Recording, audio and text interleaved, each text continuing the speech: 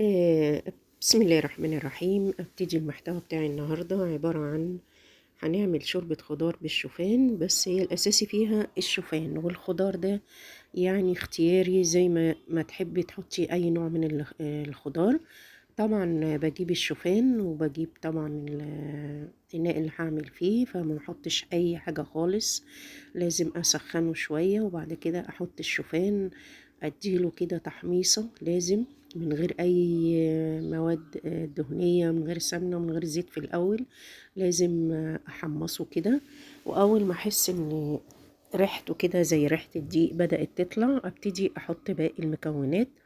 طبعا انتوا عارفين الشوفان مهم جدا جدا وفوائده كتيرة، حلو قوي قوي. يعني من الوقت للتاني لازم مرة مرتين في الأسبوع نعمل كده بسكوت شوفان، شوربة بالشوفان، يعني حاجات كتيرة بقى موجود فيها الشوفان، حلوة جدا جدا. وحلوة الشوربة دي قوي للي بيعملوا دايت، ومن غير الدايت برضو هي صحية ومفيدة ومليانة فوائد كتيرة جدا. فانا دلوقتي بقلب الشوفان عشان ما يتلسعش او يتحرق، لازم اقلبه كده ياخد تحميصة كده حلوة.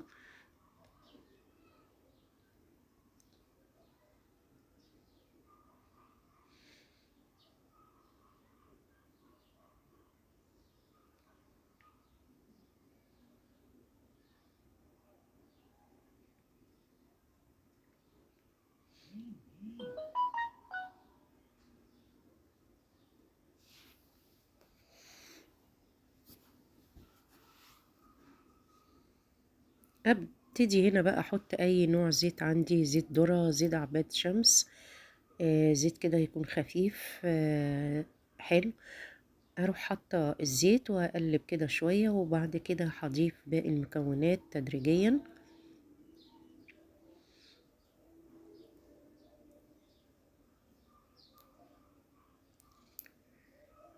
معايا طبعا في المكونات بتاعتي ديت بجيب طبعا توم، بدقه وانعمه قوي قوي، وبحط كده زي نص معلقة كده من التوم او معلقة.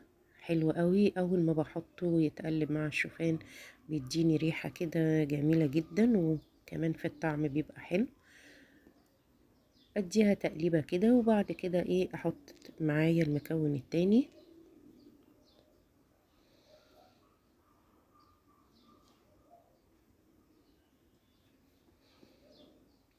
نجيب بصلاية كده حلوة متوسطة، بعملها في الكبة بنعمها وبنزل بيها على الشوفان. اللي عايزة اقول لكم كمان معلومة حلوة قوي بجد بجد، يعني انا بستخدم البصل الابيض والبصل الاحمر، بس البصل الابيض فيه تسكيرة كده حلوة وجميل قوي في الشوربة. يعني لما نعمل الشوربة نعملها ببصل ابيض بتديني نتيجة احلى من البصل الاحمر، بيبقى حلو جدا. حتى كمان البصل الابيض ده بيبقى حلو قوي في لما نيجي نعمل كباب الحلة، جميل جدا، يعني بيدي طعم غير خالص البصل الاحمر. فبجد بجد بلاحظ ان الحاجة لما بتتعمل بالبصل الابيض بتديني تيست كده حلو. عندك بقى اي نوع خضار، اي نوع خضار انت بتحبيه تحطيه. انا موجود عندي آه، بطاطساية كده برضو متوسطة مع جزرتين، قطعتهم كده مكعبات، وهبتدي انزل عليهم بيهم على الشوفان والبصل والثوم زي ما انتوا شايفين. انا عندي بطاطس وجزر، فانا هحطهم. لو عندك بقى الذرة، عارفين الذرة ديت جميلة جدا برضو تتحط، اللي هي بتبقى دلوقتي معلبات حلوة، نستخدمها. عندي بروكلي، عندي اي نوع خضار عندك ممكن تحطيه. انا الموجود عندي البطاطس والكوسة، فقطعتهم مكعبات ونزلتهم على الخلطة بتاعتي.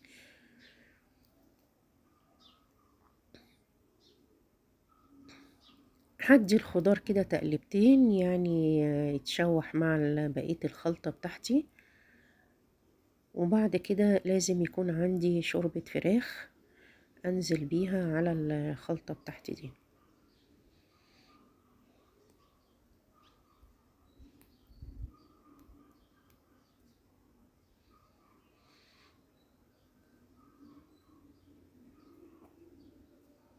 نزلت بالشوربة بتاعة الفراخ وابتدي ابهر الشوربة بتاعتي. اساسي الفلفل الاسمر، الملح بحطه عند السوا، ما بحطهوش دلوقتي. عندي كركم بحط كده برضو، حلو قوي بيزود المناعة. هي بصراحة أكلة صحية وجميلة وحلوة قوي قوي للمعدة، جميلة جدا.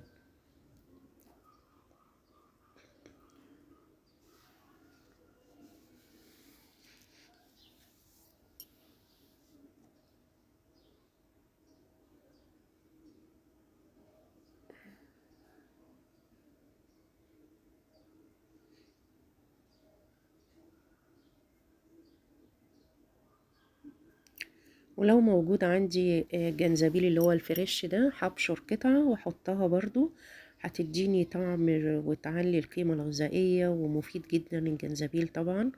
هتبقى وصفة صحية جدا جدا، يعني الجنزبيل حلو كمان في الوصفة بتاعتنا دي. حطيت شوية كركم برضو، جميل جدا.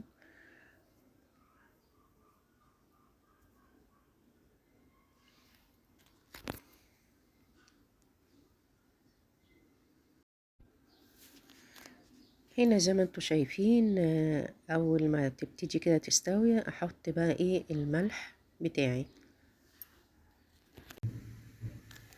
زي ما انتوا شايفين طبعا الشوربة بتاعتي خلصنا جهزت، ما شوربة خدتش الشوفان وقت. بتاعتنا، وحطينا انا لها كان طبعا عندي كده صدر الكرفس فرخة مسلوق، الخضرة الجميلة. قطعته كده قطع وشوربة وهو بصراحة في مسلوق منتهى يعني وموجود الجمال، عندي، صحية وحطيته وجميلة كمان مع أوي الشوربة للدايت. عشان الشوفان تبقى ايه مغذي جدا جدا وجبة جدا، متكاملة، وليه فوائد خضار كتيرة مع أوي أوي البروتين ومفيد. مع، يا ريت يعني يعني زي ما انتوا نتناول شايفين الشوربة قطعت كده ديت بس صدر مرتين الفرخة على الأقل في قطع الأسبوع، وحطيته مع لأن الشوربة بجد بتاعتي بجد والشوفان. الشوفان حاجة يعني جميلة حاجة جدا جميلة جدا، جدا، وبيفيد حاجة جسمنا صحية وحاجة ومفيدة صحية. ويا رب الفيديو ومنتهى يعجبكم، الجمال، أتمنى وطعمها لكم يا حلو رب جدا كده ومريحة صحة قوي قوي وعافية دايما، للمعدة، واللي وبحبكم في بيعمل الله، دايت والسلام عليكم ورحمة ياخدها الله وجبة وبركاته. متكاملة كده، حلوة جدا.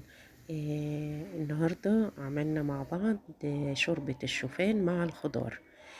يا رب يكون الفيديو عجبكم. بحبكم في الله، والسلام عليكم ورحمة الله وبركاته.